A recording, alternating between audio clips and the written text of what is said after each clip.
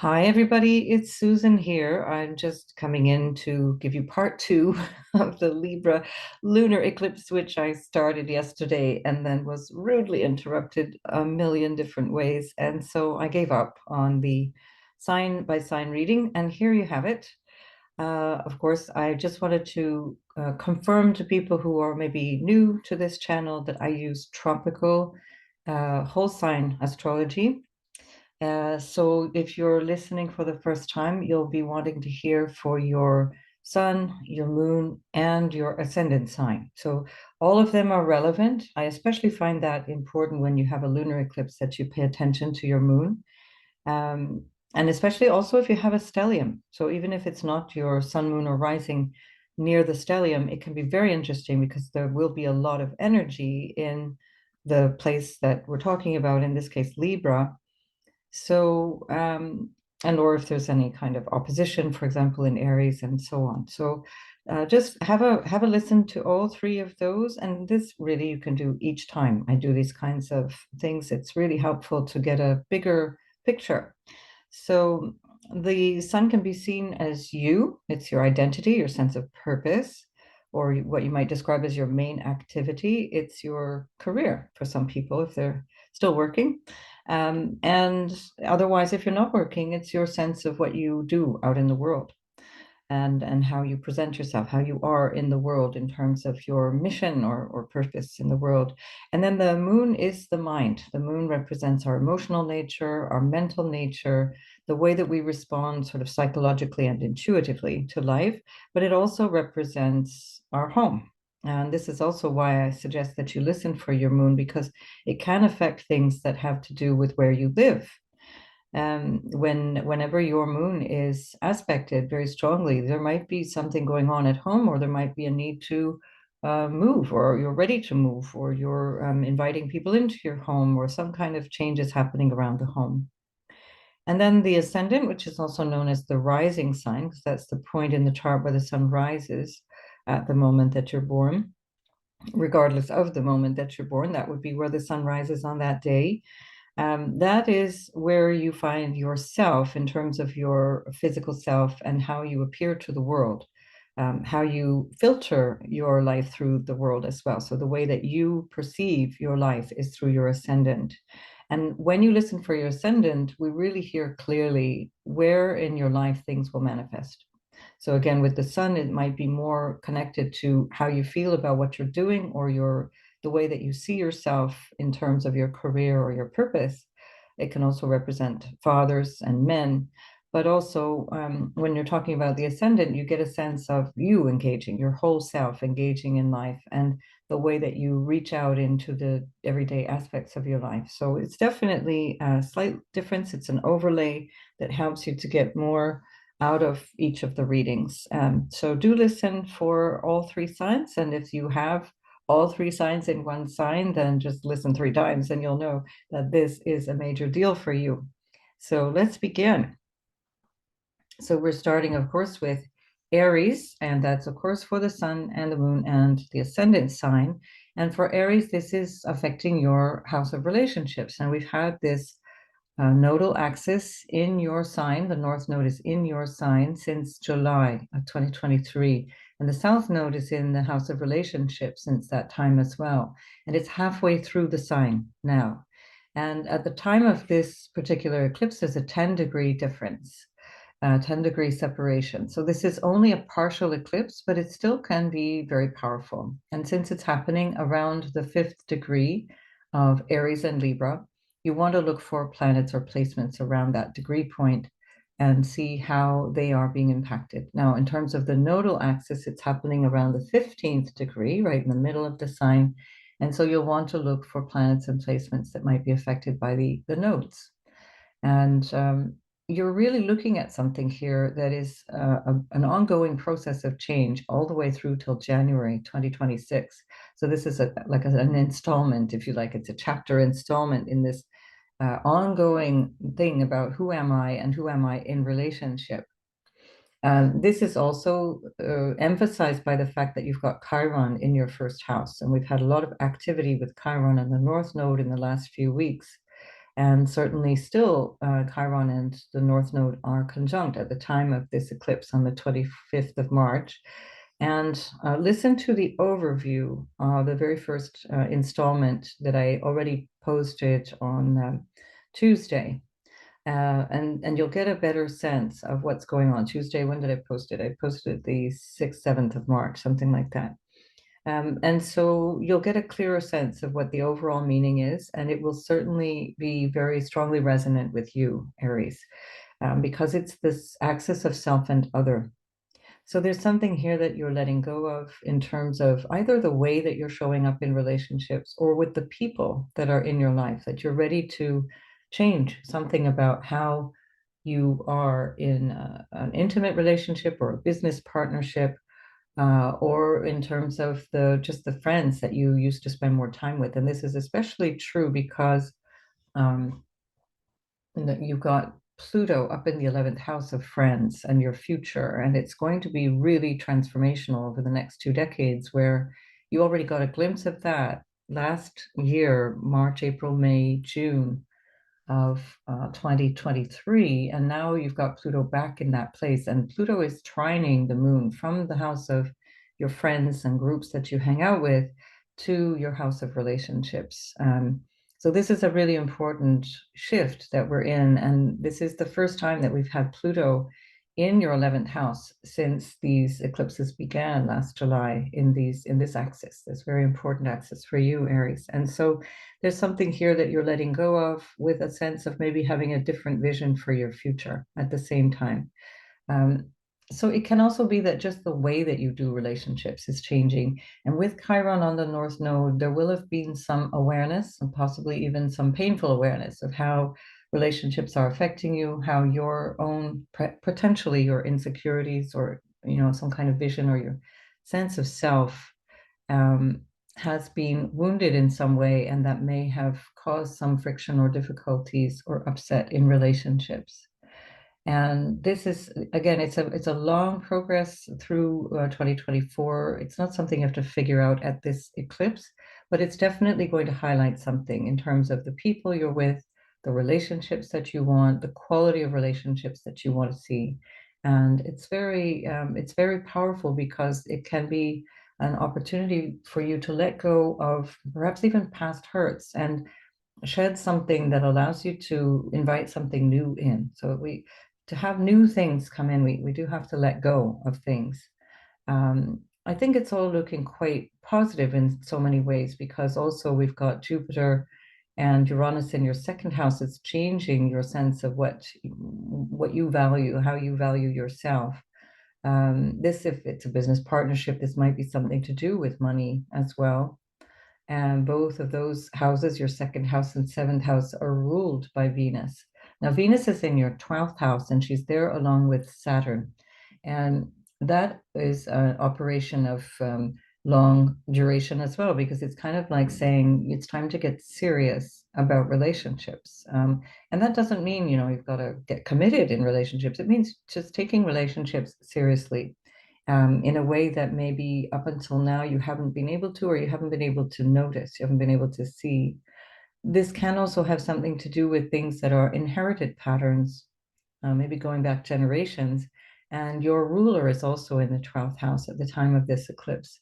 And so there's quite a lot of you that is looking deeper into you might want to call it your unconscious patterns, or things that weren't so high in your awareness up until this point. And now something in relationship is reflecting back on you what you need to become more aware of. And so more energy will be in that area of your life, which is mostly hidden to the rest of the world. It's mostly a part of your life that is intimate to you, or even unknown to you. So this is a great opportunity for Aries, because it's a great chance to clear out what needs to be cleared out in relationships, whether that's just sorting things out and making something more clear, or whether that's really just moving on from a relationship that is past its prime, as it were. The moon also rules your fourth house. And so because the moon rules the fourth house, we can also look at this lunar eclipse, the south node lunar eclipse, as an opportunity to be curious about where you live or with whom you live. And of course, that would depend on your natal chart, but certainly it's something that is important at this time as well. So for Aries and Libra, this is a really significant time, and definitely an opportunity for you to explore through the whole of 2024 what is important to you personally and in the context of relationships, especially. So, yeah, good luck with all of this then, Aries, and I'll see you in the next video.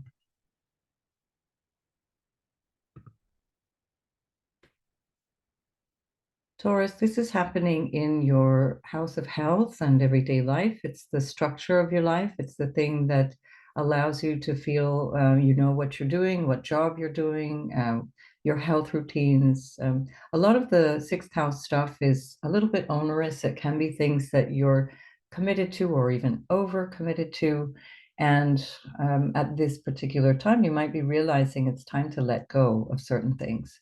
So the moon is at the fifth degree of your sixth house, fifth degree in Libra, and the south node is at the 15th degree. It's in the middle of your sixth house. So if you look at your chart and try and find anywhere a planet or a point in your chart that resonates with that fifth degree or south node 15th degree, you'll find some really deep, powerful influence of this particular eclipse. You want to give it 2 or 3 degrees on either side to be sure. Give it three, let's say, on either side.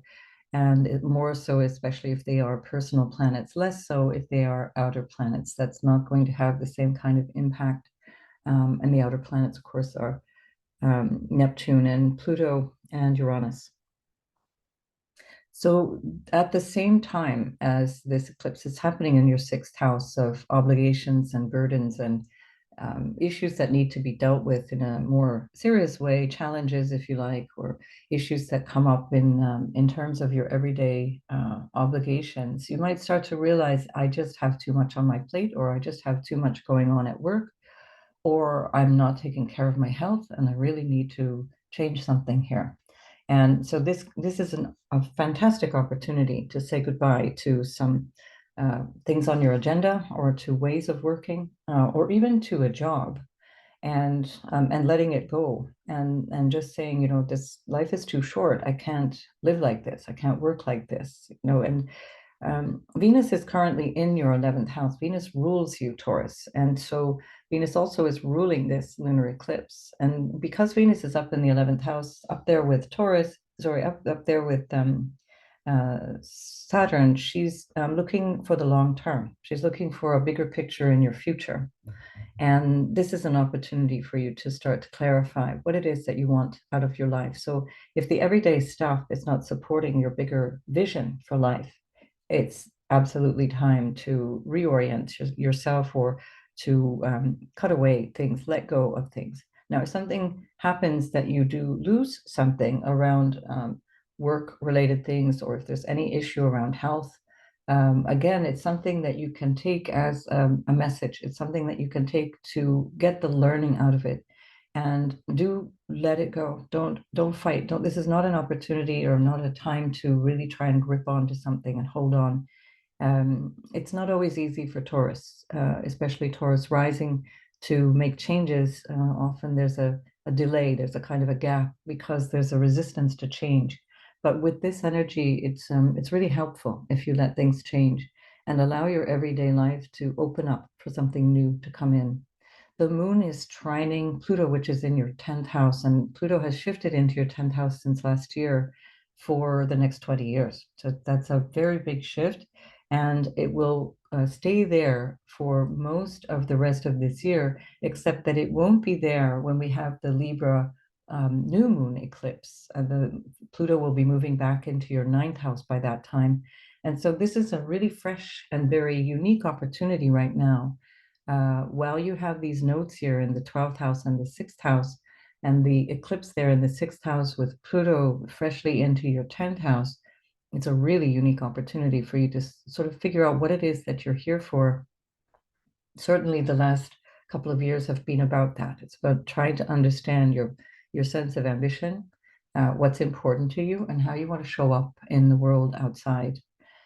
So whatever isn't working for you or whatever feels like it's time to let go of, and especially if it's financial, especially if there are debts or if there's something that is holding you back financially, try to reorganize that as much as you can. This should be helped because you've got Jupiter in your first house all this time, and Jupiter is ruling your 12th house, other people's money. So you somehow are being supported to reorganize finances if there's a need to do that. So take that to heart and really start to think, what can I release? And if it's not so much that you're aware of something to release, just allow things to move on. Don't struggle with things and allow things to move on so you can progress through another aspect of your life. There's a lot of your personal experience, which is very deep inner experience with the North Node and Chiron in your 12th house. And so, well, there's a lot of energy in your 11th house with the Mars and Saturn and Venus and Neptune up there in Pisces that's carrying your attention outwards into the future or into a vision for your life. There's also a process of deep understanding or healing that might be very intimate. It might be something that's connecting you to your unconscious patterns that might start to trigger a realization around why things are not working out, either in the job or in your health or in your everyday life, why things seem to be so difficult. Perhaps there's a personal attitude that needs to be shed, that needs to be shaken off. But you do have a lot of support with that, with your ruler Venus in exaltation in Pisces in the 11th house. So, and she's also in a sextile to Jupiter. Do listen to my first attempt at doing this recording, which was the overview, and I cut the overview off because I had so many interruptions once I started doing the sign by sign. So go back to that overview, which is a separate video, and you'll hear a lot more about these different placements and how they might affect you. So I do think this could be something that allows you to make a big transformation that lightens your load in some way, or that allows you to realize it's time to move on from certain things that will never heal or never be repaired in the way that you would hope that they would. But there's a new vision now. Something new is coming in. So it's easier for you to walk away in a way that maybe previously it wasn't so much. All right, Taurus. So good luck with all that. I'll see you in the next video. And so Gemini, this is happening in your 12th, in your fifth house.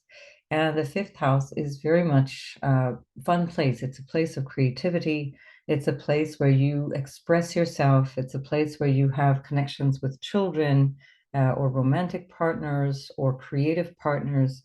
And especially because you've got your ruler in the 11th house, a vision for the future. So Mercury is your chart ruler, and Mercury is up in the 11th house at the time of this eclipse, and it's giving you some real support in terms of a vision for the future, where it is that you see yourself going.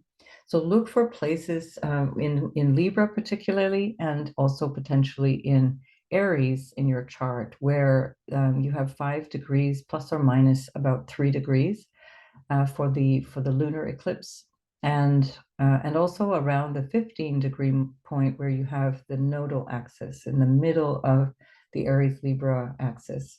And so again, 3 degrees or so on either side of that. Any planets that are there are going to be deeply influenced by this. Otherwise, it might be just more of a general thing. But it's quite good having that opportunity to clean house, let's say, that might give you a whole new sense of what it is that you're here for. It might be, for example, that you have a creative expression or a way of doing things or way of showing up that just feels a little stale, and it's time to move on from that.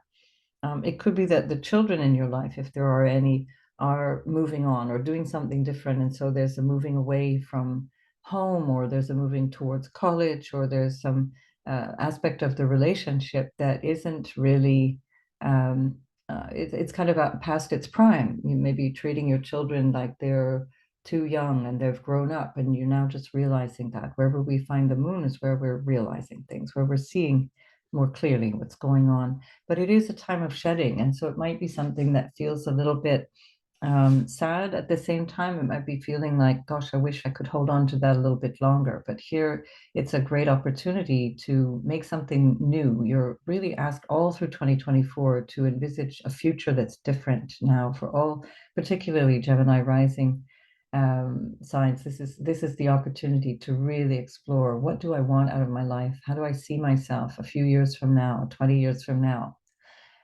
Equally, Pluto is in your ninth house and it's trining this moon. So Pluto is in approaching the second degree of Aquarius in your ninth house. And it's this trine to the moon is an opportunity for you to realize what it is that you feel is a deeper purpose for your life, or a sense of something more serious in terms of how you want to express yourself through a project or a way of showing up that might be involving teaching, or it might be involving learning, or it could be involving counseling in some way.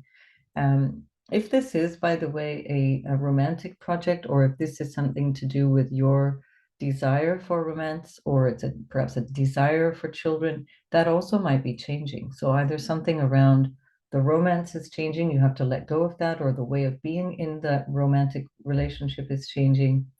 And Pluto is going to get to the root of what that is. It's going to really dig deep into how you feel about these things. You can't fake it with Pluto. And Pluto trining the moon in the fifth is offering you an opportunity to be real.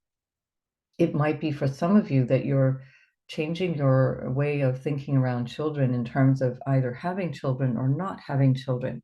And equally, Pluto in the ninth house and the North Node in the 11th house is going to say, look, how do I want to show up in my life? What is my life? What's the deeper meaning of my life? Are children a part of that? And so you'll be more committed one way or another. You'll have a sense of deeper commitment around that. So it is a really, I think, a very helpful time. It's a really interesting time for Gemini because there's a lot of growth. Most of the planets are at the top of your chart. You're reaching out into life. You're growing into life. There's a lot of energy around career and stabilizing your career. Saturn and Venus, by the way, Venus is ruling this eclipse, the moon in Libra. She's up there in your 10th house with Saturn, and Venus is exalted there in your 10th house of Pisces. So you're getting a really good sense of a long lasting and durable change, or long lasting and durable commitment. And if that's about a romantic link, or if that's about something that is a creative project, or something that feels like something important to you, that feels like an expansion into a new way of being. This is just an absolutely brilliant opportunity to keep growing into the year ahead, because this will be a big theme for 2024, all in all, and especially in the spring. So good luck with all of that, Gemini. I think you're going to find 2024 a really rich year, and the eclipses are happening in a very favorable aspect to your sign, and so you can really bring out the most of the year ahead. So all the best, Gemini, and I'll see you in the next video.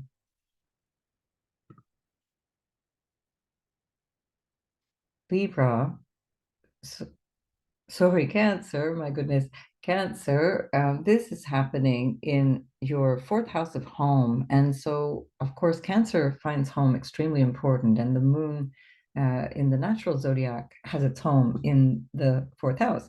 And so this is really significant because there might be something to do with your family or property, or your home, your physical home, house and home, that you're having to change, that you're having to reconsider. Maybe some unexpected thing is happening that requires either a change of plan or a change of structure, a change of who's in the home, who's actually physically living there, and also how you might find yourself feeling about things, because the fourth house is also what makes you feel secure, what makes you feel emotionally or psychologically well, even what makes you happy. What the fourth house is, the awareness of what you need to be happy, and the fifth house is where you express that.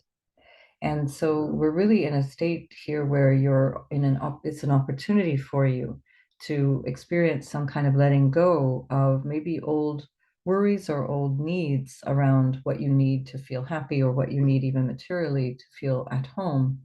And the more that you let go, the more you'll have an opportunity to develop something different as you go forward in the year. And of course, the more you will be able to be free from whatever old thing is no longer really working for you. This is a big theme for 2024. This theme will call in again in the beginning, on the 2nd of October, when there's the solar eclipse happening at 10 degrees of Libra. So the moon itself is at 5 degrees at the time of this eclipse. So look for any planets or placements around 5 degrees of Libra in your fourth house, for a Cancer rising, or 4 houses from the sun, 4 houses from the moon. Give it 3 degrees on either side. And then in terms of the nodal axis, give it 3 degrees on either side of the nodes as well. And see if you have any planets there from 15 degrees of Libra or Aries. That will be significant for you. Something really important is going to be happening, to invite something to change, to let go, to something new might come in through the fact that you're not actually super worried about it, or you're not really obsessing about it. And because of this feeling of release or letting go, less of a priority puts less pressure on you to expect anything. And when often the best things happen to us when we're not expecting something. And so you're literally getting a space now where things can appear. Of course, the moon is also your ruler, Cancer, so it's really important. Always pay attention to eclipses, because you're a lunar person, and the eclipse always involves the moon and the sun dancing together along with the nodes. Um, and because this is it's the moon in your natural fourth house, in the sign that you naturally rule, there is something really deep and significant for Cancer rising. Now, Pluto is trining your moon from the eighth house, and that trine is deepening your understanding that might be coming from family issues, family secrets, or traumas. That might be something about overcoming fears, or even issues around intimacy, or fears around lack, that can be with Pluto going through the house of other people's resources. There can be something to do with what you are transforming, perhaps even in terms of losing someone. This is always possible. This is the way life goes. And I'm not suggesting that this eclipse means that somebody will die in your life, but it's one of the representations of the Pluto in your eighth house, and then the south node eclipse with the moon going through the fourth house. We're shedding something of a connection that may have been a family connection, or it may have been a lineage. That can also be something that we become aware of, especially with Pluto. There might be a deeper awareness of things that are more occult or mysterious, or the things that allow us to go deeper into the life mysteries, those sort of, why am I here? What is the meaning of all of this life? Um, and so this can also be a deep cleansing, a deep emotional cleansing, and an awareness perhaps of how family patterns are affecting you in this moment, and then being able to move on from that as you let that go. Um, we also have quite a stellium happening up in the ninth house for Cancer. And so there's a lot of thought around your purpose and getting serious about your purpose. Venus and Saturn have been together for the days around this eclipse. They're separating now at the time of the eclipse, but in the build up to the eclipse, for the first 4 or 5 days beforehand, which I consider to be a part of this eclipse, they work together. And so there's something new. Venus is ruling this moon. There's something new in terms of your sense of purpose, or in terms of your sense of your higher vision for life. This can involve teaching, and there may be, for example, because of that new way of seeing yourself in terms of a higher vision, you might need to move, or you might need to change your home environment. If you are working from home, for example, this might require you setting something up in a new way, or in a different way, or letting go of a setup around how you might have worked from home. But it's going in the right direction. Venus is exalted in your ninth house, which is a very fortunate house. She loves being in the ninth house. It's all about higher-minded pursuits, whether they be spiritual or religious, or philosophical or educational. So there is an aspect of this that is really calling you out into the world particularly also because Jupiter is in your 11th house where you get support from other people. It's a house of gains as well.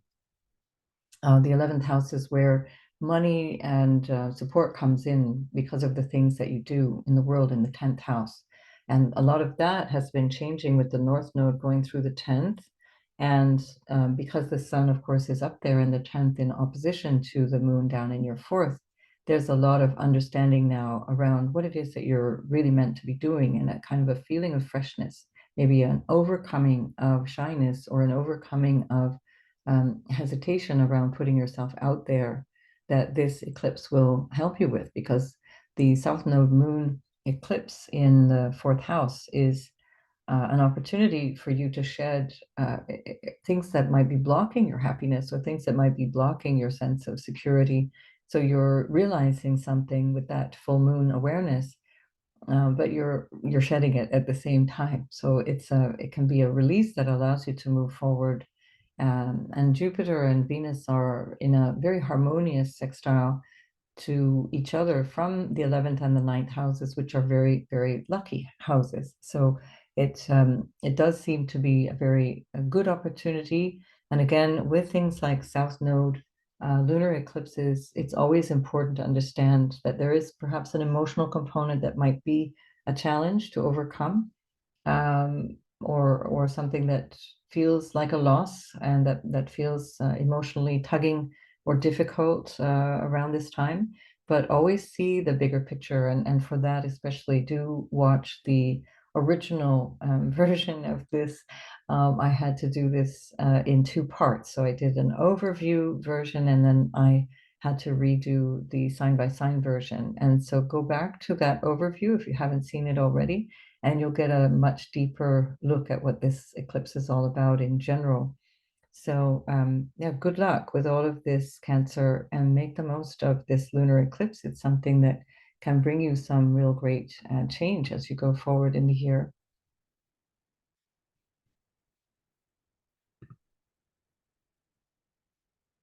Leo, this is happening in your third house, and the third house is all about how you connect with people, bridging the gap between your neighbors or siblings or cousins, extended family. There can be something to do with what it is that you need to develop as a skill, or having to move on from skills that are no longer really relevant. And so this feeling of needing to grow might include having to recognize it's time to skill up, it's time to do something new, or it's time to communicate in a different way with people. You might find yourself actually physically moving. The third house does involve your community, your neighborhood, and you might find yourself in a place where um, you're ready to move on because there's something emotionally no longer important or no longer powerful for you in this area of your life. There can be something in the life of one of your siblings, especially a younger sister, for example, or a younger sibling in general. And perhaps it's that's changing and that you're just responding to this. Um, so you're, of course, ruled by the sun, and the sun is up in the ninth house in opposition to the moon. The sun and the moon are both in the fifth degree of Aries and Libra. And so look at what's going on 3 degrees on either side of that to see how you might be affected if there's any planets there. And then the nodal axis is right in the middle of the Aries and Libra axis. And so look within 3 degrees on either side of that too, and see where the nodes are affecting you. Because the nodal axis will be part of this story, and leaning into something new in Aries, or moving away from something in the Libra part of your chart, in that third house, especially for the rising sign. If it's about communication, this is a really wonderful opportunity because you also have Mercury up in your ninth house, which is fantastic for kind of a better vision around communication. And you have Jupiter and Uranus in the 10th house, and they're both, that Jupiter and Uranus are both ruled by Venus, which is conjunct Saturn. Venus is in really good dignity in your 8th house in Pisces. So there can be something that you're understanding more deeply, or that you're receiving from others that might be bringing you some benefit, or it might be an awareness of where you need to buckle up and do things more independently, where you're not actually getting support, because you do have Mars and Saturn in the eighth house, which suggests that you're kind of now having to go it alone. You're having to reach into finances, perhaps in a way that's different, but you do have a lot of support at this point with Jupiter in your 10th at the same time. So with the moon and the south node, you're looking at something that could be really new in terms of how you connect or reach into business associations as well. And this might particularly be the case with Pluto having just moved into your seventh house of relationships, including business partnerships. So that Pluto action, that Pluto moving in there in the seventh house is for 20 years, and we didn't have Pluto up until this point in the eclipses that we had in this axis starting last summer, 2023. So this is a really fresh new thing. And so there's something new that you're understanding or realizing that you need to let go of.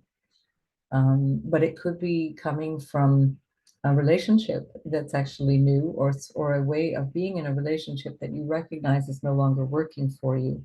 And Pluto is in the seventh house, testing over the next 20 years your capacity to stand up for yourself, um, your give and take in relationships, and understanding who has the power in relationships. So this third house might be an opportunity for you to recognize where you need more courage, where you need to be more flexible, perhaps in relationships, or at the very least, you might need to realize where you need more, where you need to change a way of being to adapt to this Pluto now in the seventh house. And Pluto is in a trine to the moon in your third house. So there's something that you're really thinking about. There's something that you're really aware of here that is deeply empowering, deeply, deeply new for you. And so definitely take this time to reflect on the things that need to change so that you can improve your overall sense of your purpose, for example,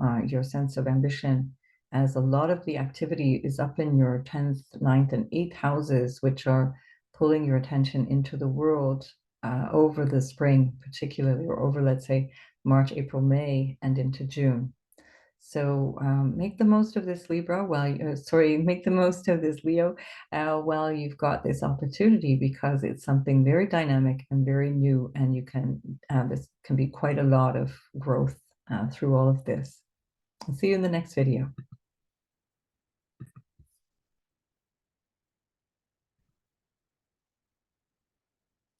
Virgo, sun, moon, and rising sign. This is happening in your second house, and this is the house of money.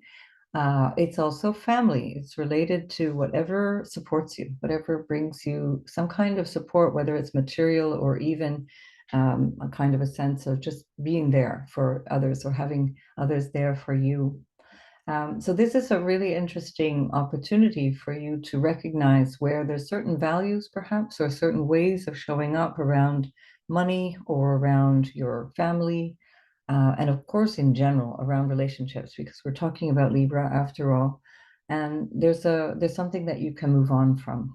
The South Node and the Moon together are a release, and that might be an emotional release. It might be a release of something that felt like a burden or a pattern of relating that felt like it was no longer in line with how you relate to yourself, or how you see yourself, or how you value yourself now.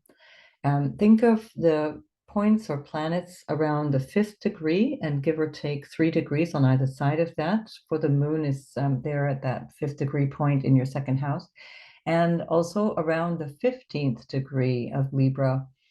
You can also apply that to Aries, which is in your eighth house. And so any planets around the fifth degree of either Libra or Aries, and also around the 15th degree of the nodal axis, give or take 3 degrees on either side, will be deeply affected by this eclipse.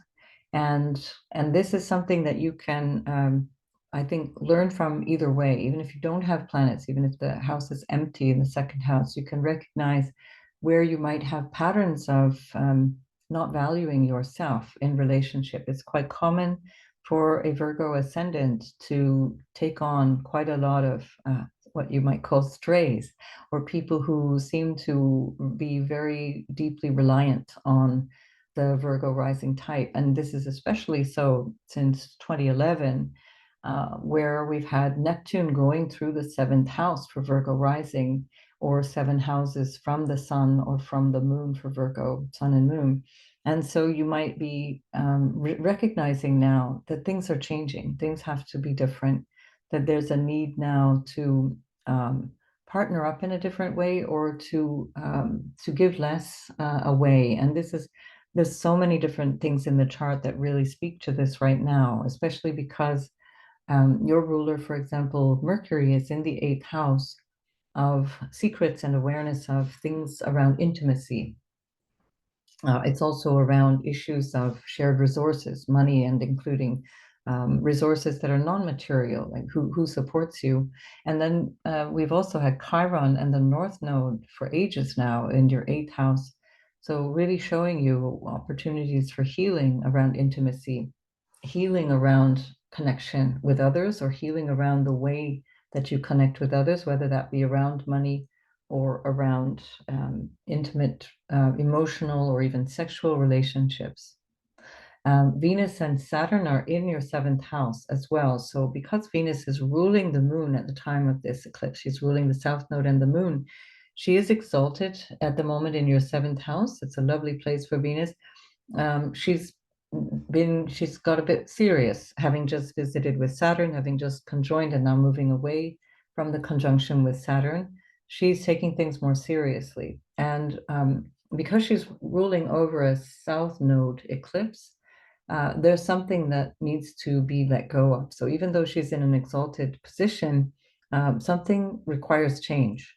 And but the change and the letting go and the release will actually bring you something more durable, more lasting. Mars is also moving into your seventh house.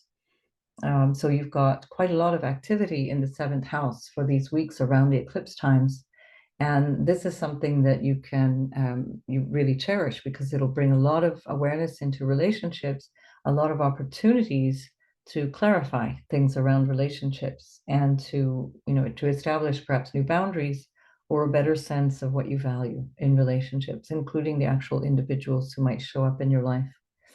And then, of course, we have Jupiter and Uranus up in your ninth house at the time of this eclipse, and both of those planets are also ruled by Venus in this really exalted position in your seventh house.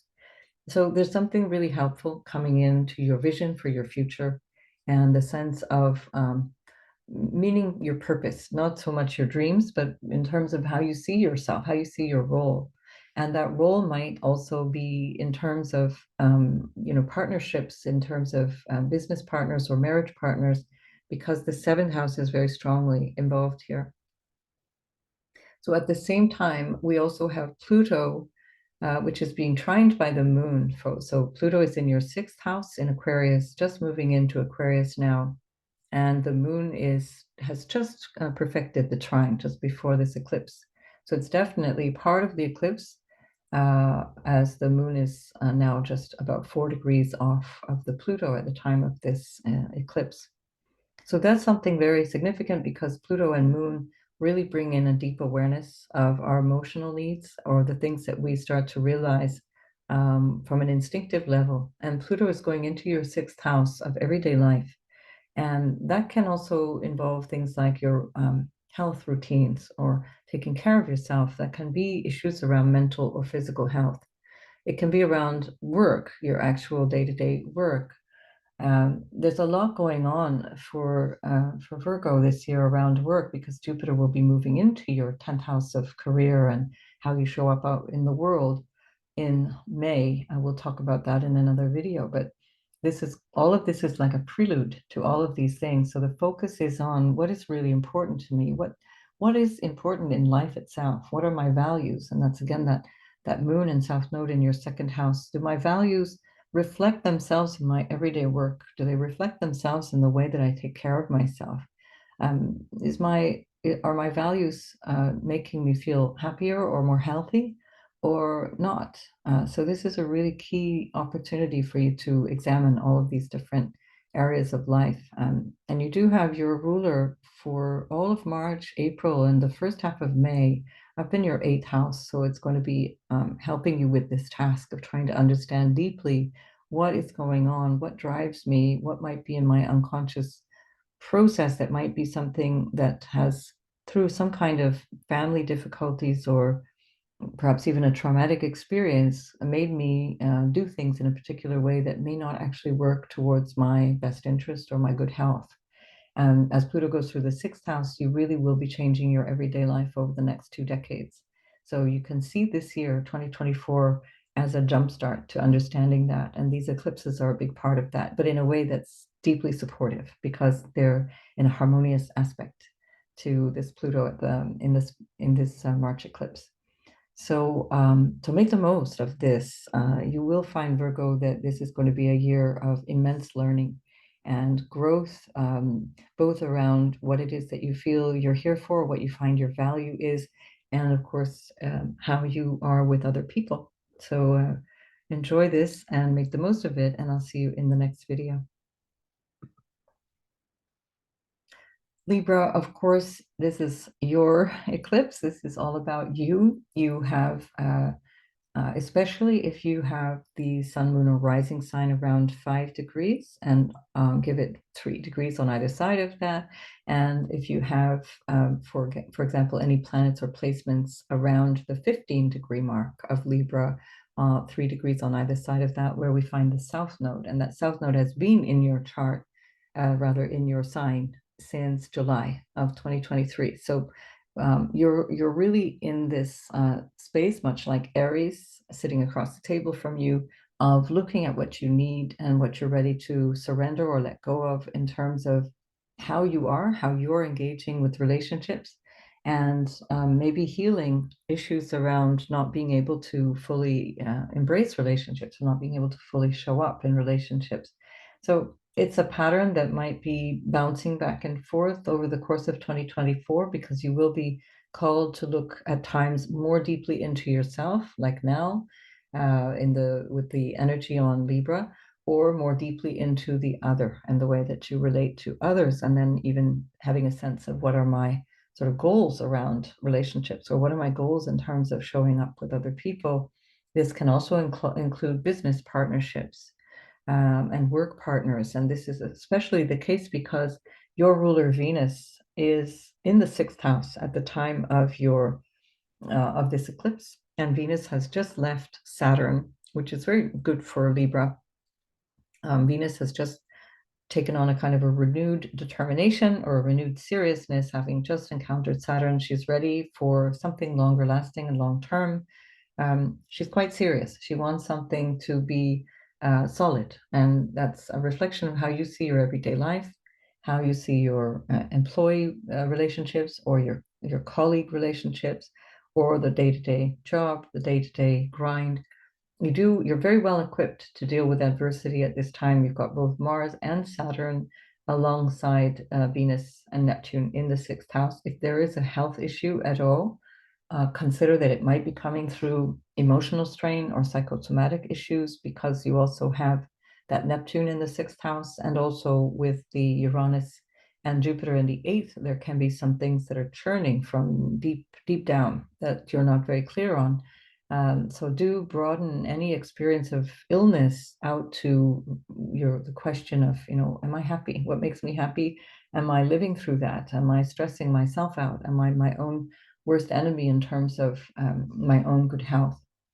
And this might be an opportunity for you to realize how you might need to change around daily habits as well. So when the South Node goes through the first house, we're shedding an aspect of ourselves. We're shedding a way of being in the world.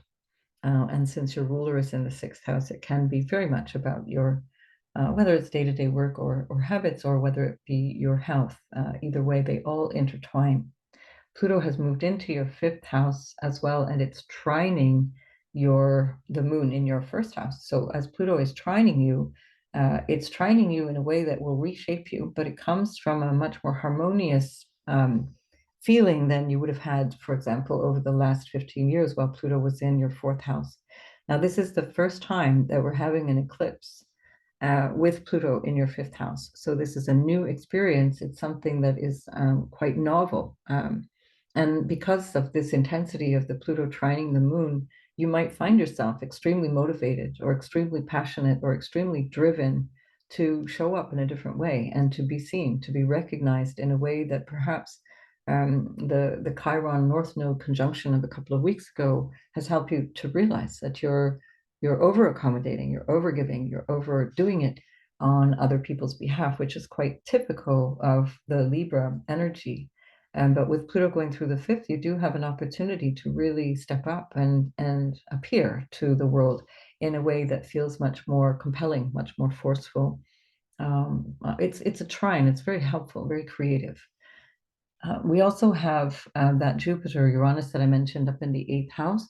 And so there could be something to do with work or money that comes from other people as well. And so there is an aspect of this eclipse which it might entail receiving something either based on money that you earn from clients or money that you earn from business investment or money that you earn from other people in your life. As you're maybe having to say goodbye in some way, shape, or form to a relationship, you might also be having to renegotiate money or receive money from people who are leaving it behind. And if it is about business, it can be something that is really new and different. It's something that's very exciting because Pluto is moving into your house of entrepreneurial ideas, entrepreneurship, giving you a real drive for that, a real drive for a kind of a sense of mission.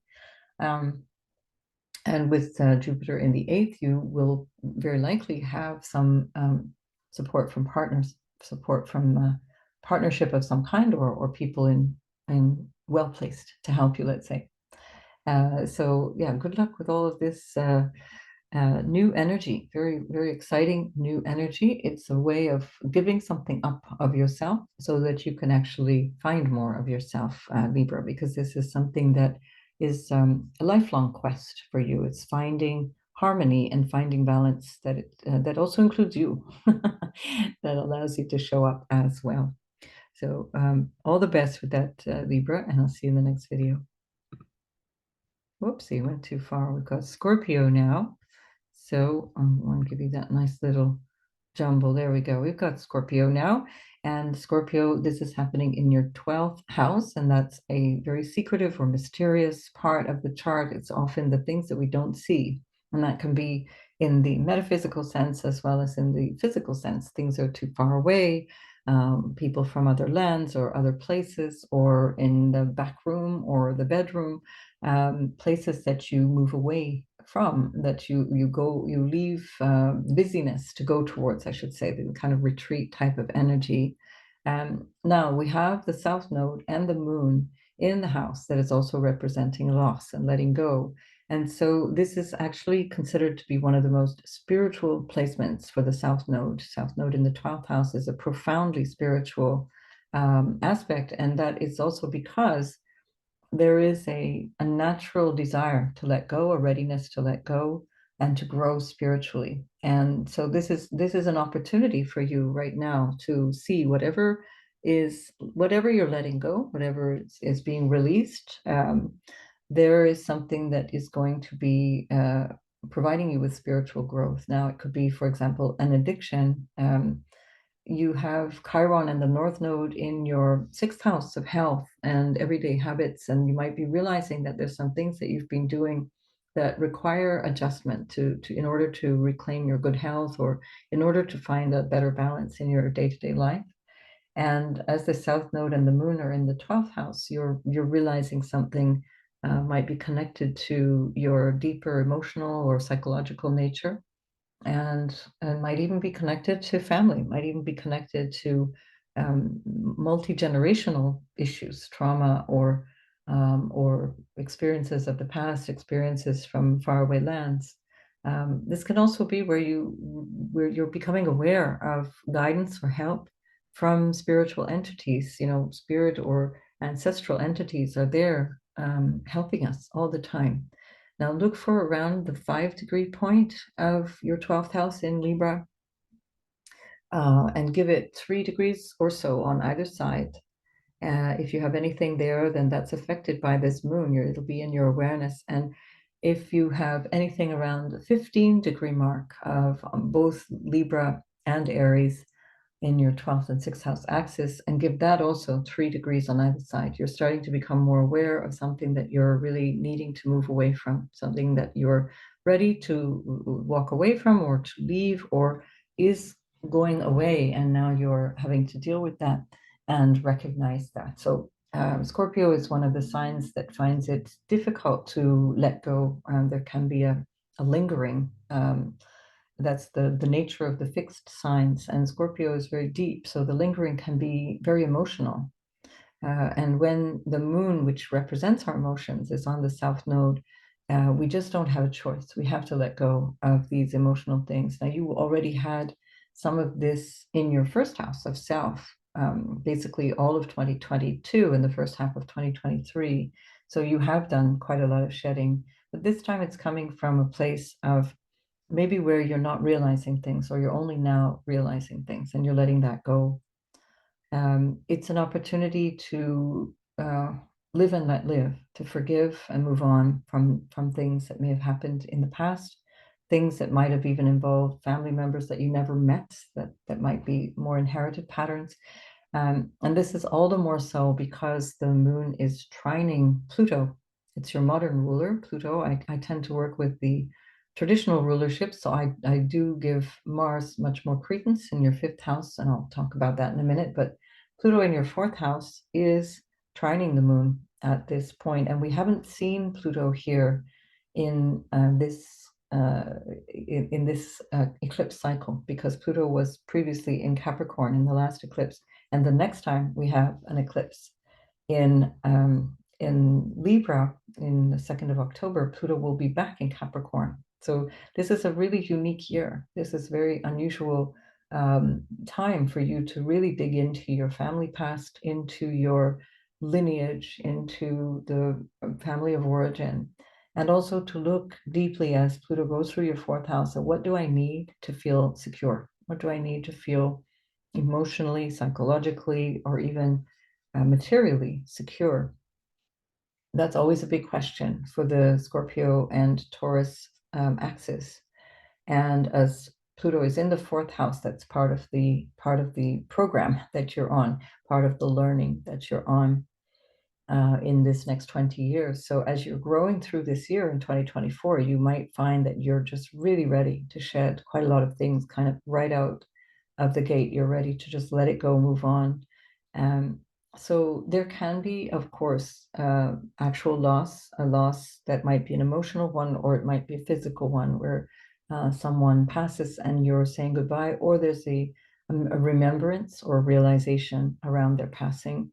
And again, keep in mind that the 12th house also connects us to our ancestors. It connects us to spirit and spiritual life. And so use this very powerful K2 South Node energy that is deeply spiritual, that is not interested in the material stuff, and let yourself go deeper into this metaphysical kind of understanding. So your ruler Mars is in the 5th house, and it's along there with Venus, which is ruling the South Node. And of course, Mars is also ruling the 6th house for you, where the North Node and the Sun and Chiron is along with Mercury. And Mercury is going to be going back and forth through your 6th house of everyday life and work and health issues for March, April, and the first half of May. So with Mars going into the 5th, you might start to feel a new sense of creative expression, a new sense of vibrancy, and it might also be a desire for a new relationship. We have Venus in a new phase after having just encountered Saturn, getting serious with Saturn in the 5th house of love affairs and engagements and creative expression.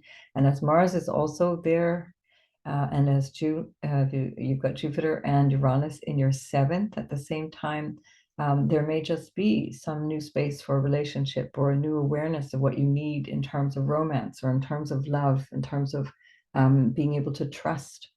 And so this is another opportunity where you realize that sometimes the forgiveness is for ourselves. It's about we have to forgive ourselves. We have to release ourselves from the thing that we're holding on to, and it's actually never really been about the other person. So this is an opportunity for a really fresh new start, and this is the period of time through March and into May is going to be quite powerful for creative or romantic developments, and also, of course, developments that are very deeply healing, that can be even about physical healing or psychological healing, emotional healing, that frees you up to be in a different relationship, be in a more, let's say, exalted relationship, a more modern or up-to-date version of what you need in relationships. So yeah, it's a really interesting time for all of us, but especially for you, Scorpio, to go really deep into who am I, and what do I need, and what have I not been taking responsibility for, and that will reshape your everyday life as the North Node is calling you to do, and especially with Chiron, changing your way of seeing yourself, changing your way of seeing adversity, um, and and then taking on the lessons, whatever lessons might be coming, because much of the year ahead, and certainly with Pluto in the base of your chart for 20 years, this is going to be about digging really deep and looking at the more challenging aspects of what creates a foundation for life, what gives me a feeling of being solid and grounded. So we need the spirit life, we need our ancestors, we need our understanding of our unconscious process in order to be able to feel grounded and secure. That's the human paradox. And so the more you can connect to that spirit and let go and feel, okay, I'm being guided somehow, given that the moon is also ruling your ninth house of God, or your sense of your more spiritual beliefs and what you know. This is very much where you'll get the support that you need metaphysically so that you can live happier physically in your life. All right, Scorpio, I wish you all the best going forward in 2024, and I'll see you in the next video. Sagittarius, this is happening in your 11th house of the future. It's your hopes and dreams. It's where we find our friends and people we hang out with. And so there seems to be something that over the last half a year or so, you've been ready to shed, maybe 9 months of a gestation period since last July. And there is something that no longer fits in terms of what you consider to be your dreams. It's not been an easy time lately for Sagittarius. Your ruler is in the sixth house. And there may have been some real issues around obstacles and challenges. So you would have been facing quite a lot of contractual things and some issues around home and family, as Saturn is also in your fourth house and squaring Sagittarius sun, rising, or moon. Um, and so it is a challenging year for Sagittarius. It doesn't mean a bad one. It just means that you're having to face some things that may require a certain amount of um, adjustment to figure out what it is that you need and what it is that you want to reestablish, sort of reorient yourself in your everyday life. With the moon at around 5 degrees in the 11th house in Libra, you want to look for any planets or points within 3 degrees on either side of that. And with the south node at around 15 degrees of Libra in your 11th house, you want to find any planets or points within 3 degrees of that. Both will be really affecting those placements very powerfully. And on the opposite angle in your fifth house, where we find Aries, look for the same. The sun is there at 5 degrees, the north node is at 15 degrees. Now, Sagittarius, your ruler, again, is in the sixth house, and that in turn is ruled by Venus, which is in your fourth house, and they are in sextile to each other. So there's something that you're realizing about where you live, or the setup of your home, or what you feel you might need to feel solid and grounded, that is affecting your everyday life, that's taking you in a new direction in your everyday life. And the reverse might be true as well. It might be that the work itself or the type of issues that you might be dealing with, whether they be a health issue, that's also the sixth house, or some kind of obstacle, something that was a bit unpredictable since we've got Uranus there for so long. Maybe Venus is actually helping you by smoothing things out. And this sort of um, stability that Venus and Saturn together may have brought in the fourth house will have been really welcome. You do have Mars going through the fourth house as well, and that is a good opportunity for dealing with anything to do with home, property, finding your way, finding what you need to feel grounded, reestablishing some maybe renovations or way of organizing your house. It could be just that you want to fix something, do repairs or something like that. That's going to be a very busy place for you in the time around the eclipse. But it also might be again connected to how you see yourself and how you want to show up in the world based on this dream or this way of seeing your future or this way of even earning money, because the 11th house also represents money. It's a house of earnings from whatever it is that you do. It's a house of gains overall. You're realizing something isn't functioning right anymore. You don't want this anymore, or it's just not available anymore, and the moment has passed, and you're realizing this. Um, it is an opportunity for you to really let go and bring your dreams up to the present moment, be current. Same thing with friends, where you might feel that you're not connecting in the same way as before. Your friends and groups have changed quite dramatically since last summer, and this is an opportunity to upgrade or change or just acknowledge that you need to do something different and that your friends for now are not the priority. Doesn't mean that this has to be permanent, but it doesn't fit any longer. And don't have any regrets. So don't force yourself to hang out with people that are no longer supporting you or that don't feel relevant to you. And the same can be true, that you might be losing friends because your friends are actually growing in a different direction. And so you might be the one feeling this feeling of loss.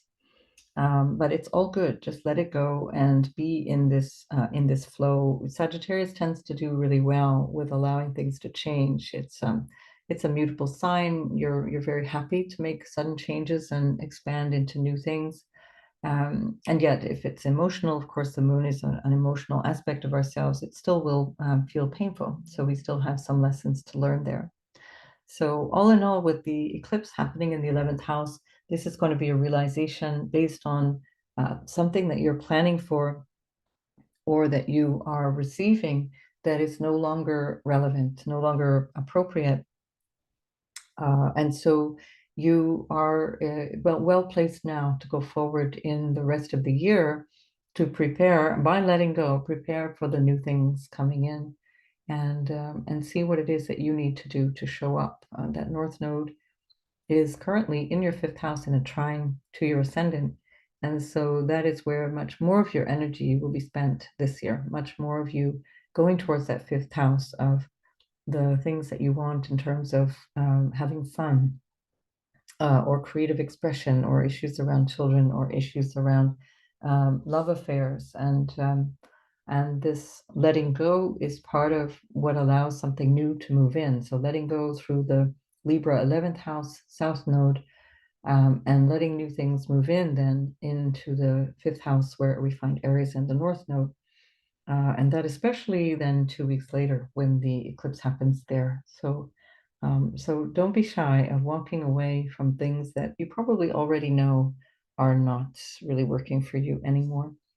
And so, yeah, make the most of all of this, Sagittarius, because it's a great year. I think something very interesting and different is happening. Um, and I wish you all the best. I'll see you in the next video.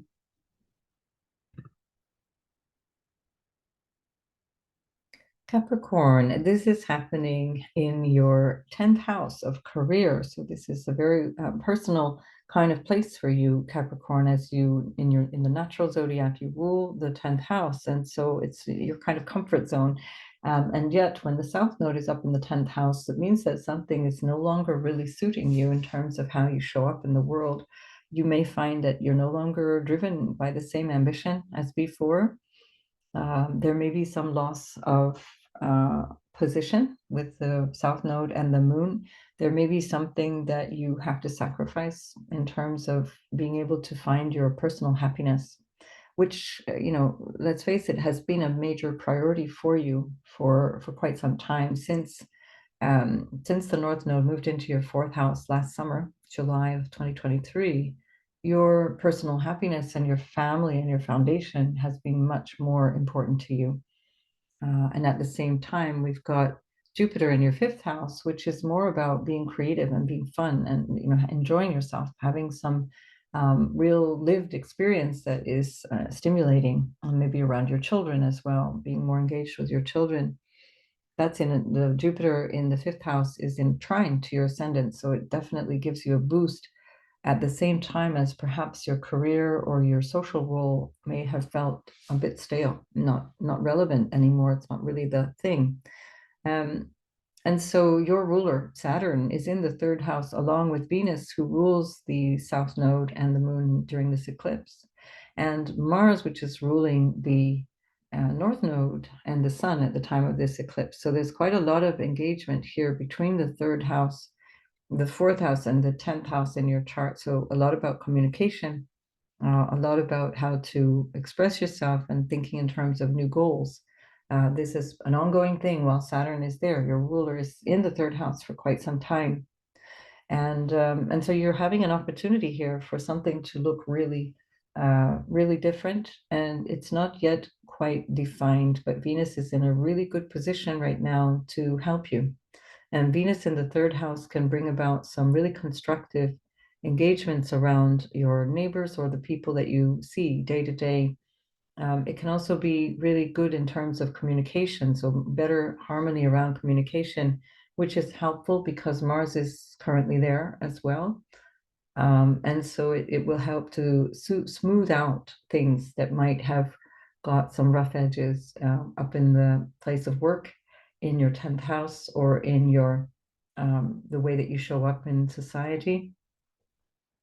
This is a really good opportunity also in terms of your creative self-expression, as Venus is ruling your fifth house where Jupiter is, and Jupiter is ruling your third house where Venus is. And so there's again another tie-in terms of maybe a desire to take a risk and to reach out into a different way of working that might be more entrepreneurial, that might be something much more based on what you feel is important in terms of happiness, because again, that theme of what makes me happy, what makes me feel secure is very important with the North Node in the fourth, and Jupiter in the fifth trying to indulge a little bit. God forbid you take a full weekend off work, Capricorn. Pluto is in your house of money, so certainly there's a lot of thinking around money and around your values in the second house where Aquarius is.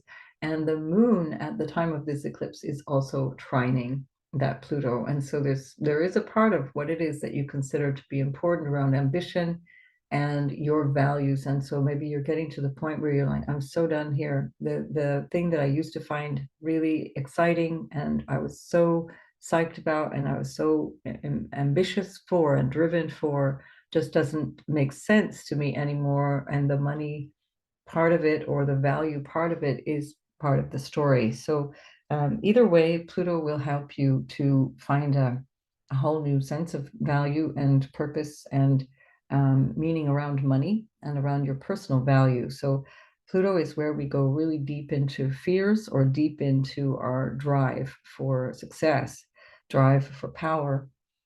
So if there are any fears around loss in terms of this South Node lunar eclipse in your 10th house, Pluto will give you a certain drive and commitment to overcome and to, pick up the slack. You're never really at a loss for resources. Capricorn, you always have creative potential. You've got Jupiter ruling your third house of skills and willpower. So you've got it in spades. So not too much to worry about there. But certainly it's a time to let go. And if there is some kind of thing that you're having to let go in terms of your image or your career or social status, it is time to just move on. It's time to move away from that and move in a new direction. And so I wish you all the best. This is a very exciting eclipse season, and a great opportunity for big spiritual growth for Capricorn in terms of letting go of the worldly stuff and taking care of the so-called little stuff. So make the most of that, Capricorn. I'll see you in the next video. Aquarius, this is happening in the ninth house, which is lovely because it's in a trine from you, which is very supportive.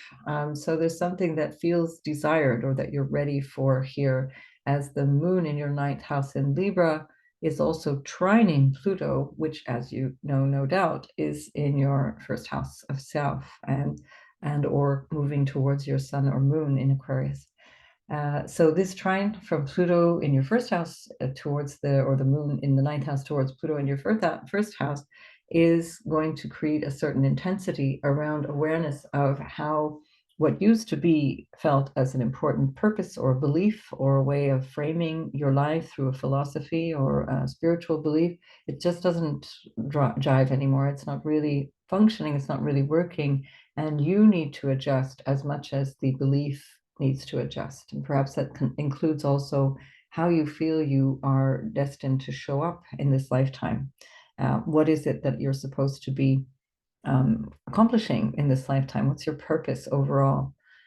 So I do find it harmonious. It feels like you're ready for this kind of change. And think in terms of the planets that might be near this moon, which is at 5 degrees of Libra, and give it 3 degrees on either side. And or by opposition, 5 degrees of Aries with 3 degrees on either side, and then also the nodal axis, which is at 15 degrees of Libra or 15 degrees of Aries, give or take 3 degrees on either side. So if you have planets or placements around those points, this is really going to be very significant because you're looking at a shift that is bringing your awareness now as the moon starts out at 5 degrees, but then immediately moves into the south node. So it's covering that whole terrain basically of 10 degrees in between.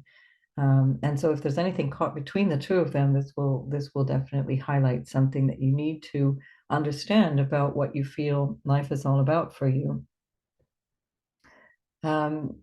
And then, of course, your ruler, Saturn, is in your second house. And so you're going through a real retooling around your sense of value, your personal value, as well as income and your self-worth with regards to money or money and what money might be worth to you. And Venus, which is exalted in your second house in Pisces, is ruling this south node and the moon at the time of this eclipse. And then Mars, which is ruling the North Node, and the Sun, which are in your third house at the time of this eclipse, are all in your second house, along with Neptune. So there's quite a lot of thought around money and around issues of money and worth, and this notion of what it is that I need to change. That can also be part of this eclipse, because you might be realizing I need to get maybe more serious about money. There may be something that I'm missing, especially with Neptune going through the second house. There may have been some losses, or there may have been some confusion, or even outright deception around money.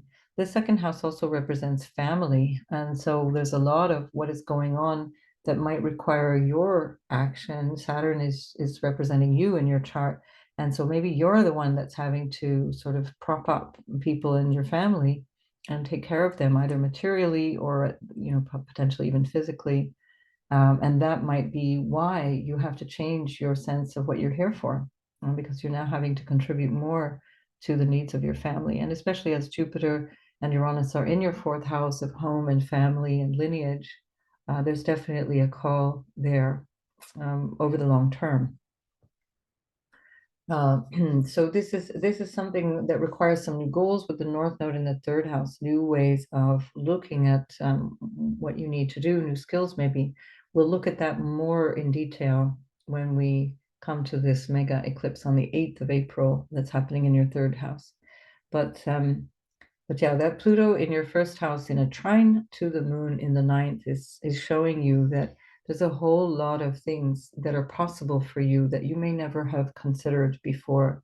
And this is a unique opportunity because you will not have this combination again. And if so, it's going to be, many, many years hence. So we're not going to have Pluto in your first house in the eclipse phases of the October 2nd eclipse, which is again in your ninth house as a new moon eclipse, solar eclipse. Pluto will be back in your 12th house. So this is an opportunity for you to kind of redefine yourself, redefine something. Again, this paradox of redefining yourself by letting go of something.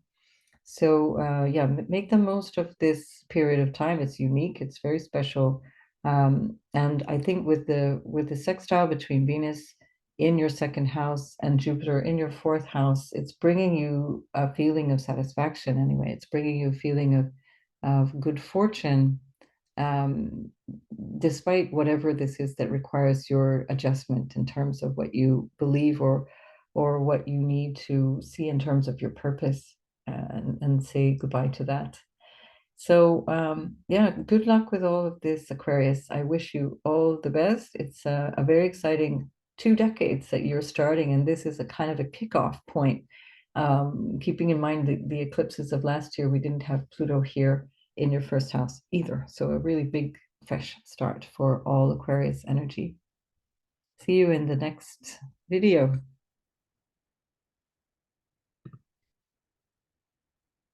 Pisces, this is happening in your eighth house. This is a very mysterious place of the zodiac that represents quite a lot of things that are not necessarily obvious or known, and they can sometimes be things that we carry from our ancestral patterns. They might be issues that are secretive, and they may be even secrets that we hold from ourselves, or with things that we're not really wanting to look at. Or it can be issues around shared resources and money that we get from other people, and or something to do with support or intimacy from other people. Now, as the moon and the south node are here, this is something that is being let go of. There's something that you're letting go of, a way of relying on other people, and is that an emotional reliance or is it a financial reliance? It could be either one. Venus, that is ruling this eclipse, is exalted in your first house, Pisces, which is a nice compensation for having Saturn there all this time. And equally, Mars is also there, Mars ruling the north node and the sun at the time of this eclipse, Venus ruling the south node and the moon.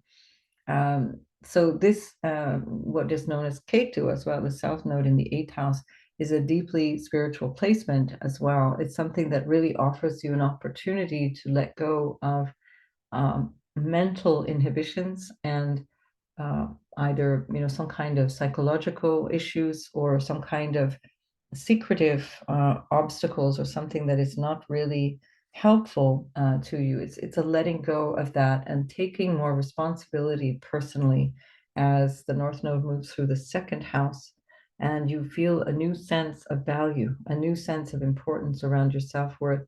It could be, strictly speaking, financial as well, a new source of finances, having lost one, having not being able to rely on one, for example, with the South Node going through the eighth house, but then realizing you can rely on yourself and you do have the capacities with that North Node in Aries. So Chiron has been there, and especially recently was exactly conjunct the North Node or Rahu, and that is really showing where there may have been some insecurities around money or some feelings of inadequacy around self-worth. And now there's a need to overcome that, a need to realize that doesn't help you. And what is it that needs to change based on that? So whatever you're letting go in the eighth house might also be connected to a fear. It might be connected to something that is, old stuff, old shame, for example, or even family patterns of shame. It's a big basket, the eighth house. It's a very big basket. And it also entails issues around the occult and astrology and tarot, mystical things, but also medical things. It's another aspect of our healing, the second and eighth house.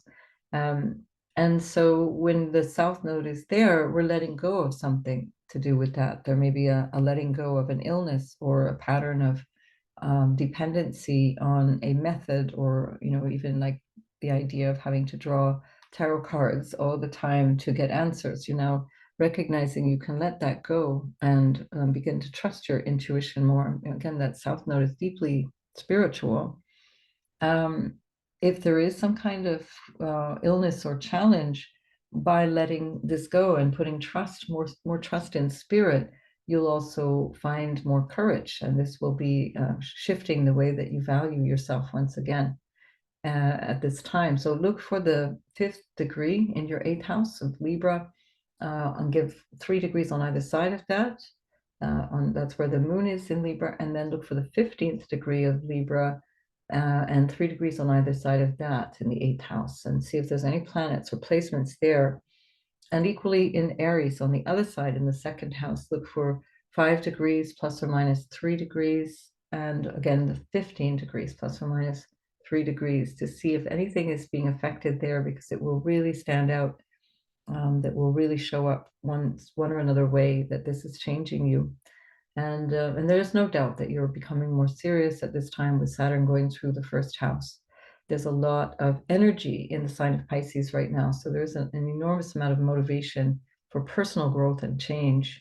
And that's quite fortunate, because that brings all of that eventually into the 2nd house, where you take that newness, or this new way of showing up in the world, and showing up for yourself, and you take that into your 2nd house of income and values, and how you might feel your capacity to earn, or your capacity to serve, including receiving support as well from others. Pisces is not so good at receiving support from others. That's the Aries in the 2nd house that prevents a lot of that. And so there tends to be a more of a giving nature. So with the North Node in the 2nd house with Chiron, it's time to learn also to receive. Now, Pluto's in the 12th house, and it's in a trine to this moon. Those are known as Dusthana houses. So the moon in the 8th and the Pluto in the 12th are both the most challenging houses, and they're challenging in the material realm. They're not challenging in the spiritual realm. So as a Pisces, the spiritual realm is like second nature, but we want it to be a place where we are in an awareness. We're in a deep awareness rather than checking out. We're not bypassing. We're not indulging in drugs or dissociation. We're not indulging in fantasy thinking either. So that 8th and 12th house can also be where we dissociate and don't connect in with reality. And that won't go well. That won't go well at all with Pluto in the 12th, because it can lead down a very dark path. And so this moon in a trine to Pluto might dig up some deep questions around behavior or beliefs or fears or issues that we haven't really been aware of, things that are affecting us, that are mysterious, that might be hidden, or spiritual. And we can also develop our intuition. The South Node in the 8th house with the moon in the 8th house is a really powerful placement for developing intuition. And then Pluto in the 12th is a wonderful placement for becoming more aware of how to use that intuition, how to connect to the world beyond our eyes, or behind our eyes, if you like, and maybe calling that the spirit world or the ancestral realms, and at the very least, the unconscious realms. So this is an opportunity in this particular eclipse to go really deep and to use that almost natural territory for Pisces, this metaphysical territory, to buffer what's going on with so many planets in the 1st house in Pisces, especially Saturn, which is saying, let's make this serious now. Let's make this real. So, and then Jupiter, the ruler of Pisces, is in the 3rd house, about communication, about learning things, about sharing information. And it's, of course, coming up. I consider it already in a conjunction with Uranus. I will do a separate video about that, especially for Pisces and for Sagittarius. Jupiter is very important. And so that's as the ruler.